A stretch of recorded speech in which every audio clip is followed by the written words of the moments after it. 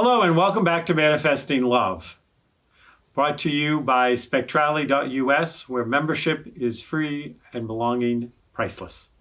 I'm Dr. Kevin, and over this video series we've talked about the nature of love, the phases, to look at where love has repeated itself successfully and unsuccessfully in your life, to look at what kind of love you feel like you are missing.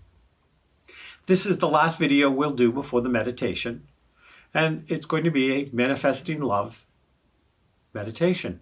To prepare for that, however, you should really do all of the questions and exercises that I gave you through the other videos of things to look at and think about so that you are really ready to move forward in bringing greater, deeper, and more diverse kinds of loving relationships into your life.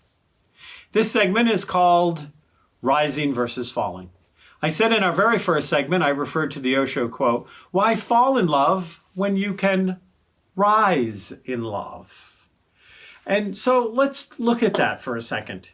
Falling in love is giving into the neurochemical, I'm just so in love and I've lost myself and this is fabulous and this is great, and it creates all of this synergetic energy, and you are a super person and you can tackle the world and this just feels so great.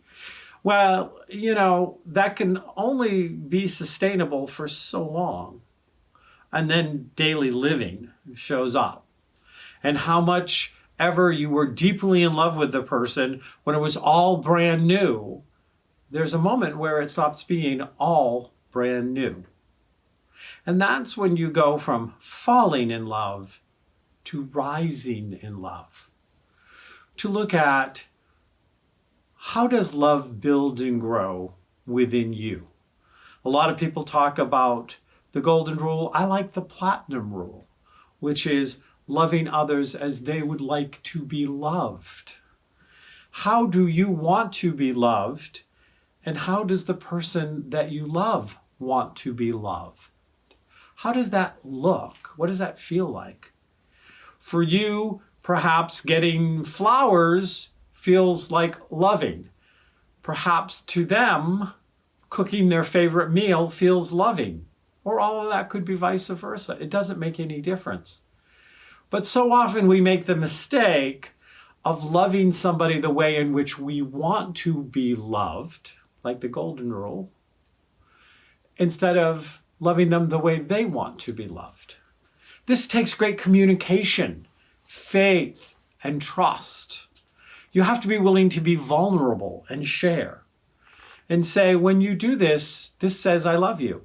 When you do that, it's nice, but that's not my love language. There's lots of stuff out there, and I have been working with couples for almost 30 years on how to grow and maintain deep and meaningful relationships. So as we get ready to go into manifesting love, stop and think, how am I willing to love somebody else? And how do I really want to be loved? What would rise me up in love? Some of the truest statements about love is not that the person completes you, you are a complete person, but it's that you are your best self when you're with that person. They demand, require, invite, support you to step up to your next best self.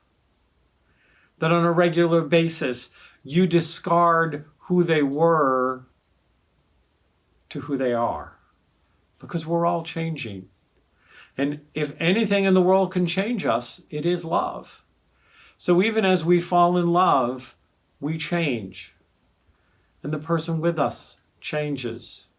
And those changes can be good things, but we need to stay on top of them. And as life happens, we change. And we must always check in. Always find out how to request what we need to rise in love. And how do we give, support, supply the things that our partner needs for them to rise in love. Namaste.